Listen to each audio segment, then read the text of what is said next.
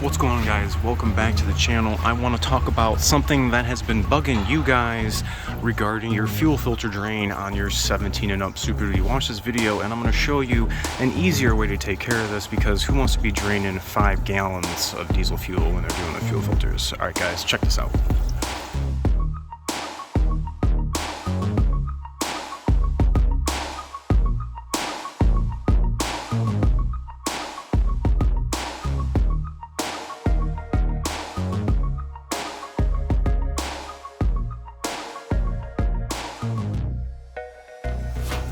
Alright guys, thanks so much for coming back. Make sure to hit that like and the subscribe.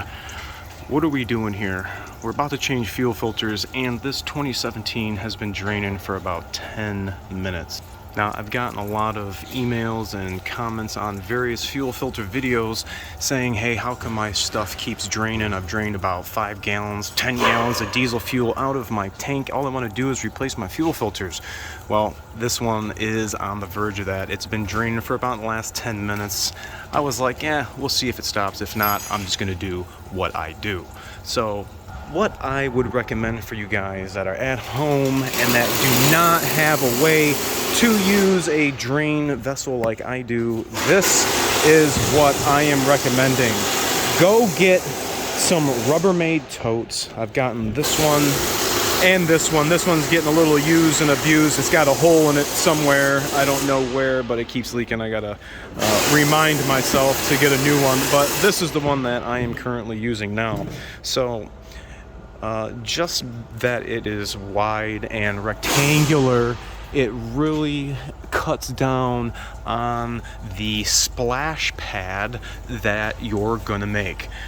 You can drain this out, and in my mind, this is still full with fuel, and it's not really gonna matter whether or not this is stopped draining or not. What I do when I get any of these Alumaduties, hey look, I just tightened it, it didn't break. It requires you to remove these 5 bolts around the lower fuel filter housing cover. So doing this on your back, it's no big deal. I've done it before, especially on the aft axle 40-gallon ones. It's even more of a bear because it's up between the axle and the fuel tank. So these ones are gravy compared to the cab chassis aft axle. So I'm going to show you what I'm going to do. I'm going to pretend this is my Rubbermaid container that we have sitting here. This is not as wide, but I'm not going to do this on my back if I already have this hoist. So I'm going to need 2 hands, but grab yourself your container and your 8 milli wobble extension quarter drive gun, and roll your sleeves up, because I don't want to wear diesel, and either should you. All right, I should start off by saying I really like to remove this cover because it will allow you to not be inhibited when removing this lower housing.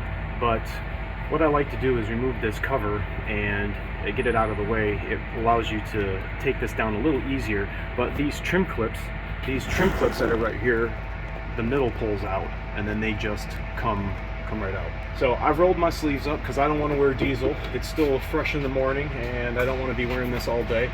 So I'm going to have my contraption set up. I have my tool. I have a rag.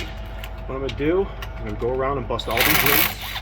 You might see it start leaking. No, that's what it's gonna do. That's what it's gonna do. See, it's starting to leak. Come around here. Get this side. I'm pushing up on it right now. I'm applying upward pressure. Okay, here's the last bolt. Okay, you see, here it comes. So when you're doing this on your back, you have a little better way to roll out from underneath the vehicle really quick. You can just allow this to go right into the pan, whoosh, or we can try to be as controlled as we can. And I'm gonna try to bring this down. It's all one hand.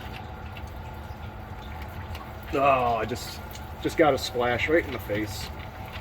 This is gonna be a mess, but better with the container that I was explaining to you guys.